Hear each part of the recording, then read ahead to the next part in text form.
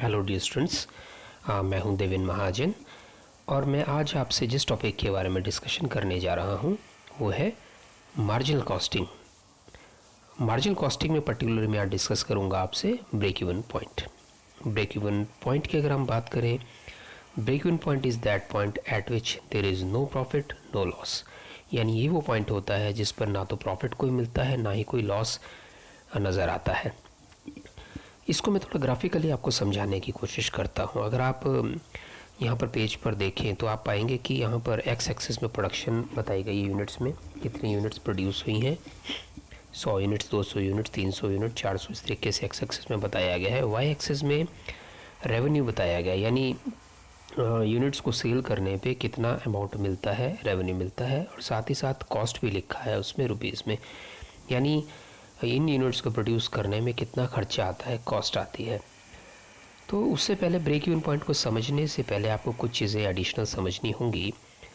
X axis के ठीक parallel एक लाइन है, फिक्स्ड कॉस्ट लिखा है 2000 रुपीज़, यानी कि ये फिक्स्ड कॉस्ट क्या होती है इसे समझना ज़रूरी है। Fixed cost is that cost which is always fixed irrespective of level of output. चाहे हमारी प्रोडक्शन एक भी यूनिट की ना हो, 0 यूनिट्स बने, चाहे 100 यूनिट्स बने, चाहे 200, 300, 700 मैंने लिख रखा है, सब में हर केस में हमेशा ही 2000 रुपये फिक्स्ड कॉस्ट है।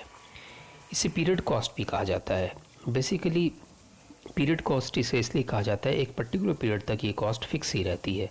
ये फिक्स्ड कॉस्ट है किस तरह की कॉस्ट, अगर आप देखें तो ये फिक्स्ड होती है, जैसे कि कॉस्ट होती है, जैसे रेंट है, रेंट फैक्ट्री का रेंट देना है, बिल्डिंग का रेंट देना है, वो फिक्स है, वो हर हालत में देना ही पड़ेगा।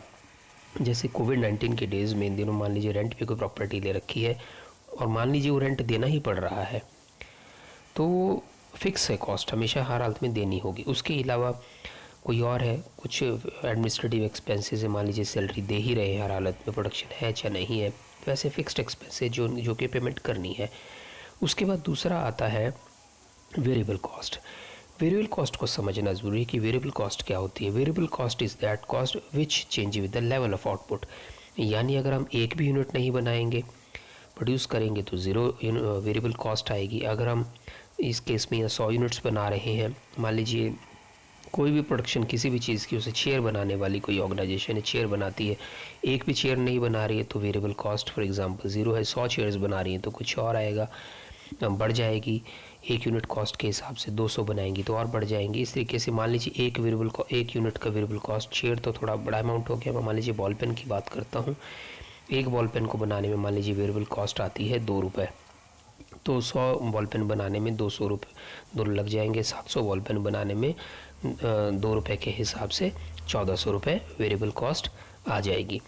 तो उसके बाद अगला कंसेप्ट है टोटल कॉस्ट। टोटल कॉस्ट होता है fixed cost plus variable cost दोनों को मिलाकर। वेरिएबल कॉस्ट और टोटल कॉस्ट दोनों को जब मिलाएंगे तो टोटल कॉस्ट नज़र आती है। अब बॉल पेन बनाने में हम बात कर रहे हैं, बॉल पेन बनाने वाली फैक्ट्री है, ऑर्गेनाइजेशन है, छोटी सी स्मॉल स्केल इंडस्ट्री है कोई, जो बॉल पेन बना रही है, तो उसमें रेंट फिक्स है 2000 रुपये, एडमिनिस्ट्रेटिव एक्सपेंसेस फिक्स है 2000 रुपये, और मान लीजिए एक बॉल पेन बनाया तो 2 रुपये खर्चा है वेरिएबल कॉस्ट, यानी कि एक बॉल पेन को बनाने में 2002 रुपये ही लगेंगे टोटल। उसके बाद 700 बॉल पेन बनते हैं अगर मान लीजिए, तो 700 बॉल पेन बनाने में 1400 रुपये वेरिएबल कॉस्ट 2 रुपये के हिसाब से, प्लस फिक्स्ड कॉस्ट हो गई 2000 रुपये, टोटल हो गया 2000 प्लस 1400 यानी 3400 रुपये हो गई टोटल कॉस्ट। तो ये कंसेप्ट रहता है fixed cost plus variable cost that is equal to total cost. अब हम बात करते हैं सेल्स की। मान लीजिए वो जो 700 बॉल पेन है, वो बॉल पेन बिक रहे हैं मार्केट में 10 रुपये के, 10 के नहीं हम कहते हैं, चलिए 10 रुपये के बिक रहे हैं, तो 10 रुपये के बिक रहे हैं कहने का मतलब 7000 रुपये उन बॉल पेन से रेवेन्यू मिला, सेल्स मिली।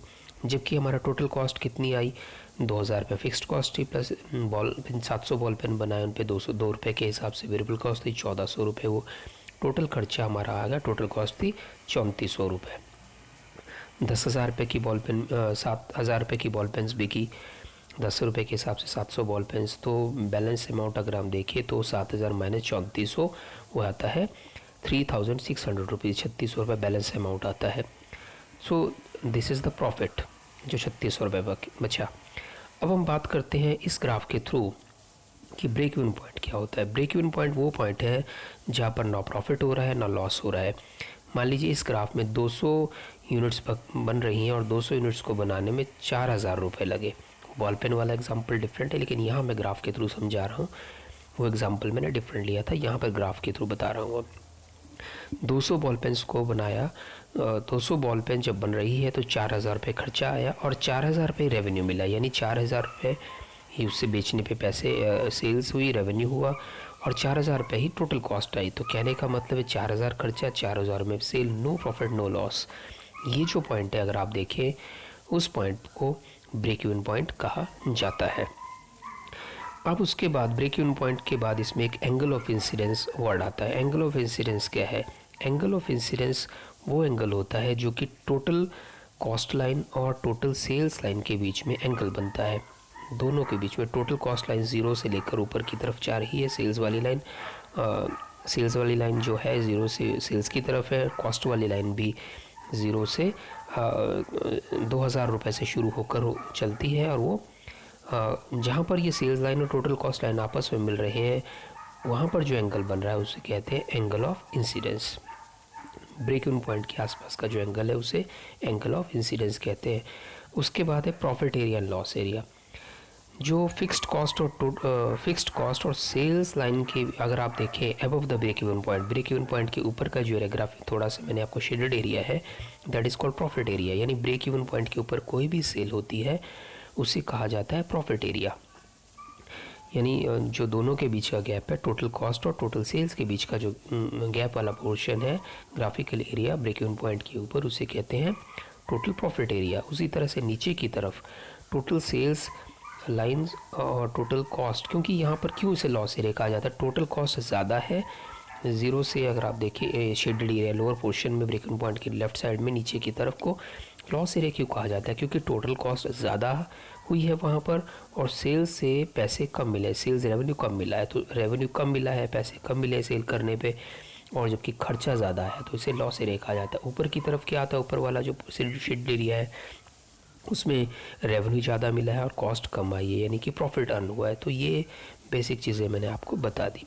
अब ब्रेक इवन पॉइंट को भी अगर हम न्यूमेरिकल एंगल से देखते हैं तो break even point sometimes it is calculated in units और sometimes it is calculated in rupees.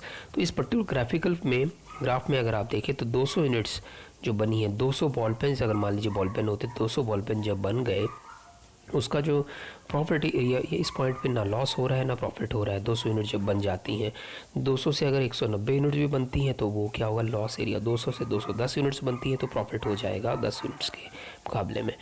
उसी तरह से in rupees break even point है। 4000 रुपये का जब पैसा आ गया, रेवेन्यू आ गया, 4000 रुपये ही खर्चा हो रहा है, 4000 रुपये ही कॉस्ट है, 4000 ही सेल है, तो that is called break even point in rupees.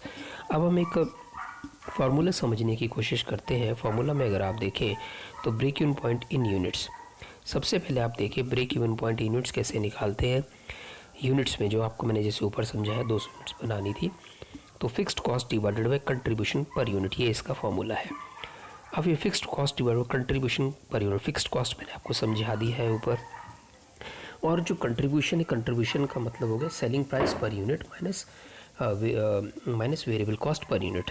यानी कि एक यूनिट को सेल करने पे, जैसे मैंने ऊपर कहा 10 रुपये की सेलिंग प्राइस है, एक बॉल पेन का सेलिंग प्राइस है 10 रुपये, और एक बॉल पेन को वेरिएबल कॉस्ट यानी बनाने का वेरिएबल जो खर्चा है, कॉस्ट है, दैट इज़ 2 रुपीज़।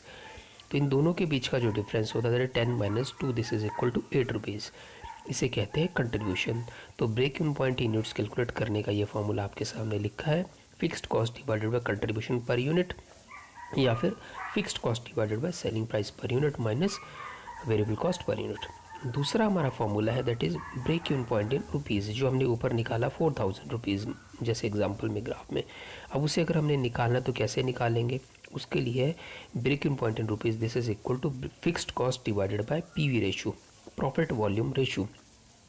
अभी पीवी रेशियो क्या है, इसे मैं समझना ज़रूरी है। पीवी रेशियो में अगले पेज में आपको बताऊंगा पीवी रेशियो क्या है, लेकिन आप यहाँ पर रफली देखें break in point in rupees, fixed cost divided, PV ratio का बेसिकली फॉर्मूला है sales minus variable cost divided by sales. अब यहाँ पर टोटल जितनी भी सेल हुई, मतलब जितने 700 बॉल पेन बेचने पर जो सेल हुई, 10 रुपये के हिसाब से मान लीजिए तो 7,000 रुपये minus variable cost 700 ball pen को बनाने में वेरिएबल कॉस्ट 2 रुपये के हिसाब से 1,400 रुपये।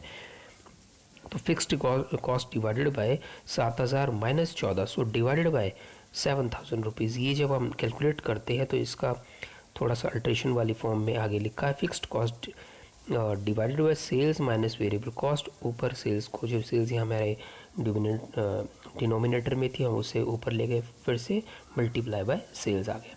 तो ये इसका फॉर्मूला है break even point in rupees. Basic formula है fixed cost divided by PV ratio, उसे ब्रेक करके फर्दर लिखा गया है। उसके बाद है हमारा जो अगला पॉइंट है, उसे समझना आपको ज़रूरी है। एक चीज़ आपको थोड़ी सी, आपको पीवी रेशियो का 4th नंबर देखें पहले, 3rd पॉइंट में बाद में बताता हूँ। 4th में देखिए पीवी रेशियो, जो आपको मैंने पहले कहा, 2 तरह से पीवी रेशियो को निकाल सकते हैं। एक होता है fixed cost plus profit divided by sales. Fixed cost जैसे मान लो 700 बॉल पेन की मैंने पीछे का 700 बॉल पेन बनाने में फिक्स्ड कॉस्ट 2,000 रुपये आ रही है, प्लस प्रॉफिट जो हम कैलकुलेट करेंगे वो डिवाइडेड बाय सेल्स, और 7,000 रुपीज़ जो सेल्स से अमाउंट मिला, 10 रुपये के हिसाब से बॉल पेन बेचे और उनसे रेवेन्यू 700 बॉल पेन के 7,000 रुपये मिला, मल्टीप्लाई बाय 100। एक तरीका तो ये पीवी रेशियो निकालने का। दूसरा तरीका है सेल्स माइनस वेरिएबल कॉस्ट, जो कि मैंने अभी पिछले आपको पेज में समझाया। तो ये 2 तरीके हैं जिनसे पीवी रेशियो निकल सकता है। अब तीसरे वाले हम पॉइंट पे जाते हैं।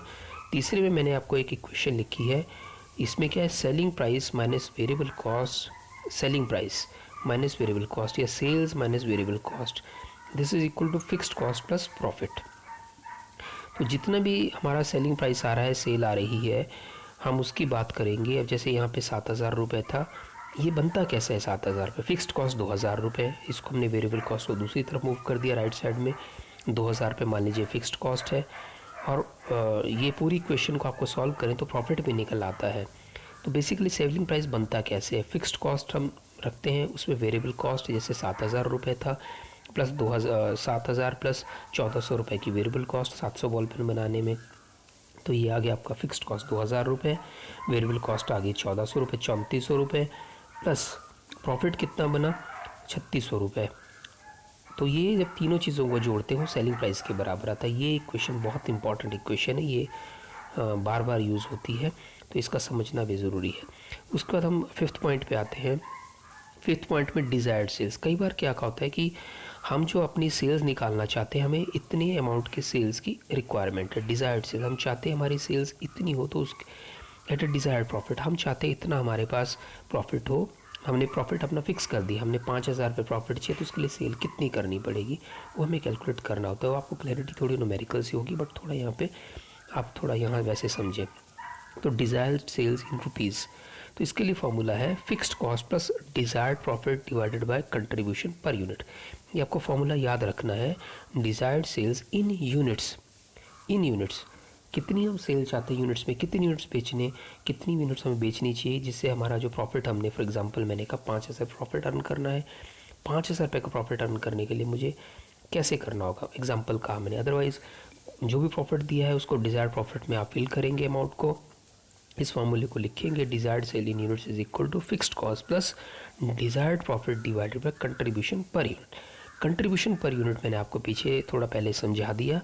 कंट्रीब्यूशन होती है selling price per unit minus variable cost per unit, यानी कि एक यूनिट का सेलिंग प्राइस 10 रुपये मैंने आपको कहा, 10 रुपये सेलिंग प्राइस एक बॉल पेन का है, और 2 रुपये वेरिएबल कॉस्ट है एक बॉल पेन को बनाने की। तो दोनों का जो डिफरेंस आता है उसे कंट्रीब्यूशन कहते हैं।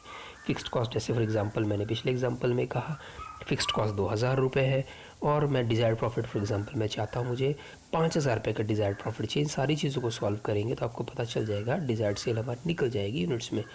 यानी कि फिक्स्ड कॉस्ट 2,000 रुपये है, डिज़ायर्ड प्रॉफिट हमारा हो गया 5,000 रुपये डिवाइडेड बाय 10 रुपये माइनस 2 रुपये 8 रुपये। इन सारे को कैलकुलेट करेंगे तो हमारी डिज़ायर्ड सेल निकल आएगी।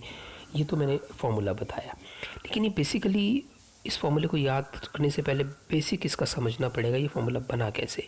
देखिए fixed cost plus profit is equal to sales minus variable cost, ये मैंने ऊपर आपको समझाया थोड़ी देर पहले 3rd पॉइंट में। यानी कि फिक्स्ड कॉस्ट में जो प्रॉफिट जोड़ते हैं तो उसमें sales that is equal to sales minus variable cost, ये हुई ऊपर वाली इक्वेशन है। थोड़ा सा उसको इधर से उधर मूव किया गया left hand side and right hand side को।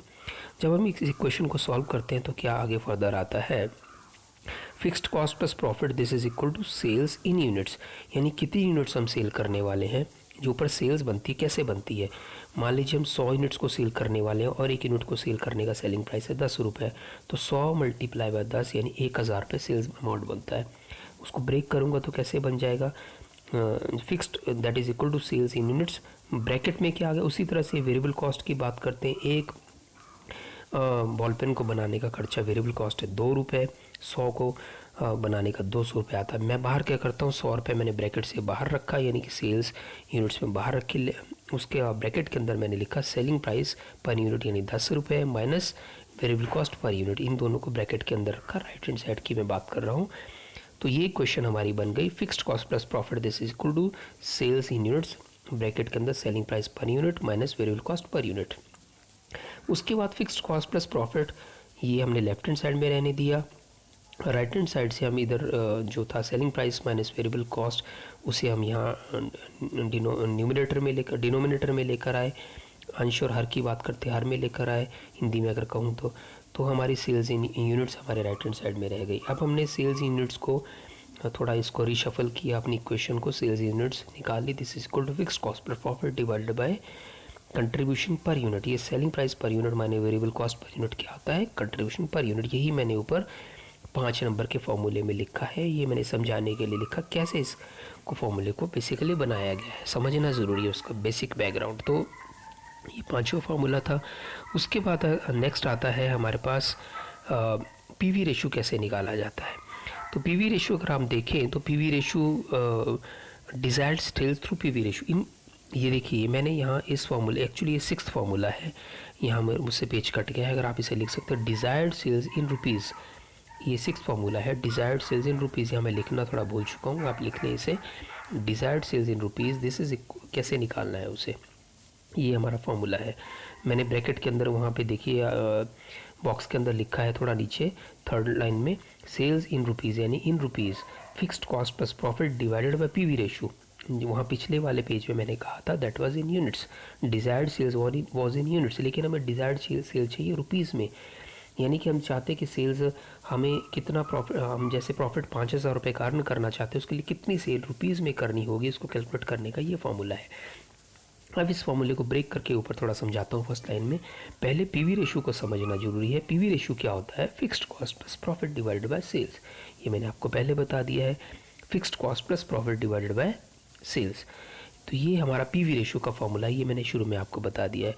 अब इसको अगर हम थोड़ा रीशफल करेंगे इक्वेशन को, तो fixed cost divided by PV ratio, PV ratio right hand side से हमने लेफ्ट हैंड साइड में लाया और सेल्स को रहने दिया राइट हैंड साइड में। तो ये हमारे डिज़ायर्ड सेल्स है, basically desired sales to earn a desired profit. हम चाहते हैं कि हमारी सेल इतनी हो, कितनी सेल हमें करनी होगी जिससे कि हमारा प्रॉफिट मनमाफिक प्रॉफिट हम अर्न कर पाए।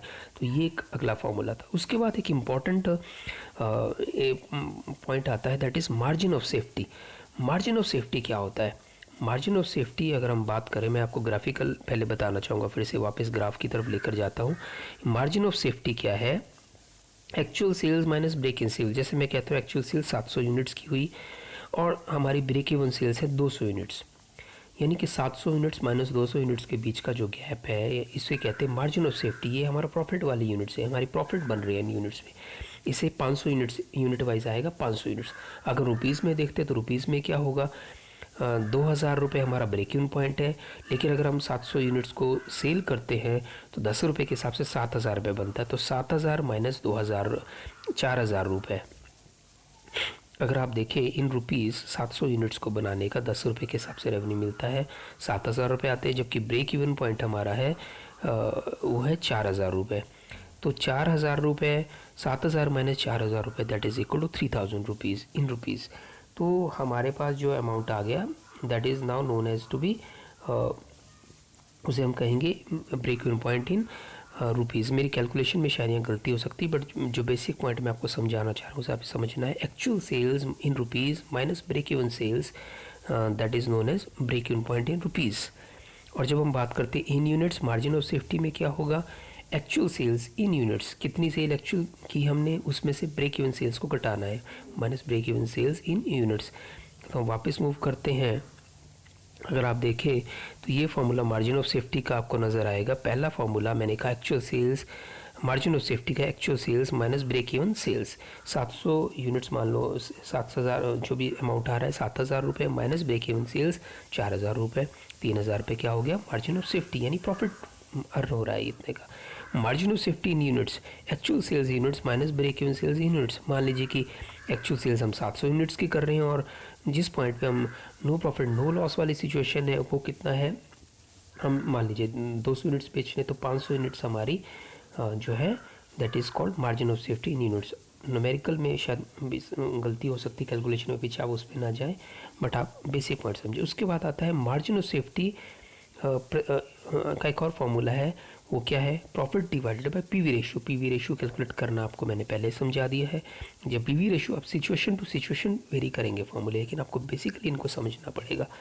Margin of profit divided by PV ratio multiply by 100, this is equal to margin of safety.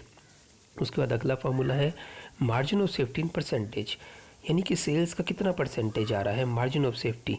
जैसे कि हमारी 7,000 रुपये की सेल है, 7,000 रुपये की सेल्स में हमारी जो टोटल सेल है 7,000 रुपये की है, लेकिन हमारी जो फ़ायदा हुआ 3,000 रुपये का, 3,000 divided by 7,000 multiply 100 this is equal to margin of safety in percentage. तो ये अलग अलग फार्मूले हम इनको कैलकुलेट करेंगे। इन नटशेल मैंने आपको अभी ब्रेक इन पॉइंट के बारे में समझाया, उसके अलावा मैंने आपको मार्जिन ऑफ सेफ्टी के बारे में समझाया, ब्रेक इन पॉइंट्स के बारे में समझाया, in rupees in units contribution के बारे में समझाया, उसके अलावा desired sales at a fixed particular format. तो ये चीज़ें मैंने आपने समझाने की कोशिश की। तो होप सो आपको समझ आई होगी मेरी सारी बातें। अगला जो है मैं न्यूमेरिकल के थ्रू आपको इन चीज़ों को समझाने की कोशिश करूँगा। तब तक के लिए, क्योंकि जो है ये हमारा लेक्चर थोड़ा बड़ा लग रहा है मुझे, तो मैं फ़िलहाल इसे यहीं पे रोक रहा हूँ। Thank you so much. Permission दीजिए देवेंद्र महाजन को, और thank you so much for listening to me. Thank you so much.